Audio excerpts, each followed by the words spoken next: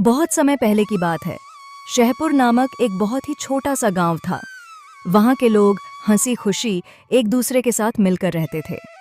इस गांव में एक व्यक्ति नाम था रघु। उसके परिवार में उसकी पत्नी और 2 बच्चे थे। रघु के पास 2 गायें थीं जिनका दूध बेचकर वह अपने परिवार का पालन करता था।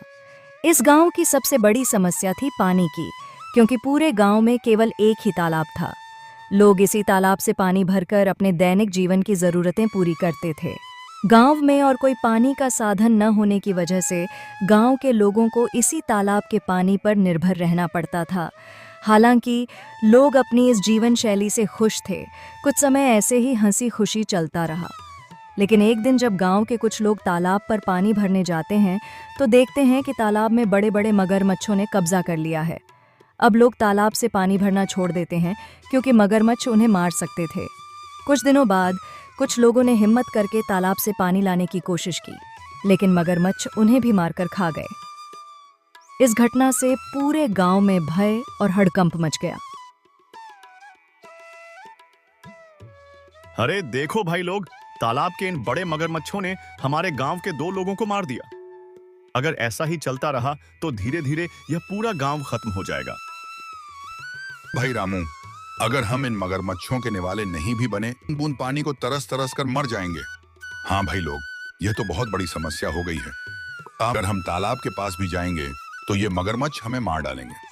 लेकिन बिना पानी के हमारा गुजारा कैसे होगा? हमें कुछ करना ही पड़ेगा। मगरमच्छ बहुत खतरनाक होते हैं। अगर हम तालाब के पास गए तो हमारी जान को खतरा हो सकता है। हाँ प्रधान जी, रघु सही कह रहा है। हमने देखा कि कुछ लोग पानी भरने गए थे और मगरमच्छों ने उन पर हमला कर दिया है। हाँ भाइयों, यह समस्या सच में गंभीर है, लेकिन हमें इसका कोई समाधान निकालना होगा। एक व्यक्ति है जो हमें इस समस्या से निकालने के लिए कोई बेहतर सुझाव दे सकता है। वह है मुखी दलपत। हमें इस बारे में दलपत से बात करनी चाहिए। वह गांव के सबसे समझदार इंसान हैं।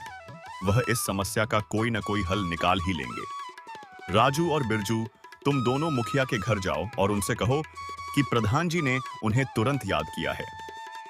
दोनों सेवक मुखिया के घर जाते हैं और मुखिया को ले आते हैं। प्रधान जी, कहिए, आपने हमें कैसे याद किया? हमारे गांव के तालाब पर मगरमच्छों ने कब्जा कर लिया है और लोगों को पानी के लिए बहुत समस्या हो रही है। अब तुम इस समस्या का कोई समाधान निकालो। मुझे तो कुछ समझ ही नहीं आ रहा। आखिर उन मगरमच्छों से कैसे छुटकारा पाया जाए?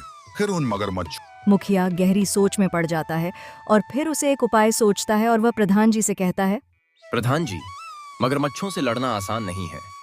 हमें एक दूसरा तालाब बनाना होगा। यह काम आसान नहीं होगा, लेकिन अगर हम सब मिलकर मेहनत करेंगे तो नया तालाब जल्दी ही बन जाएगा। गांव वाले मुखिया जी के सुझाव से सहमत होते हैं और अगले दिन से ही तालाब खोदने का काम शुरू कर देते हैं। कुछ ही दिनों की मेहनत और मशक्कत के बाद आखिरकार गांव के लोगों ने मिलकर एक बहुत ही गहरा तालाब खोद लिया। बस फिर क्या था, बारिश का मौसम भी आ गया और गांव में जोरदार बारिश शुरू हो गई। बारिश से वह तालाब लबालब पानी से भर गया, जिसे देख गांव के लोग बहुत खुश हुए।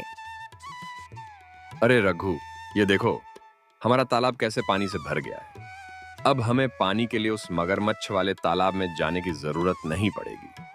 हम यहीं पास के तालाब से पानी भर लिया करेंगे। हाँ काका, आज मैं बहुत खुश हूँ। आखिरकार हमारे गांव को इस पानी की समस्या से निजात मिल ही गई। ऐसे ही कुछ दिन हंसी खुशी बीत जाते हैं। गांव के लोग तालाब के होने से बहुत खुश थे, लेकिन एक दिन गांव के लोगों की खुशी को जैसे किसी की नजर लग गई। रघु की पत्नी बोली, सुनिए, जरा यह तालाब से मटकी भरकर ले आना। घर में पानी खत्म हो गया है। और हाँ, थोड़ा जल्दी आना। वहां गांव वालों से बातों में मत फंस जाना, जब तक मैं आपके लिए गाय का दूध निकाल देती हूँ। ठीक है राधा, लाओ 2 मटकी। मैं अभी पानी भर लाता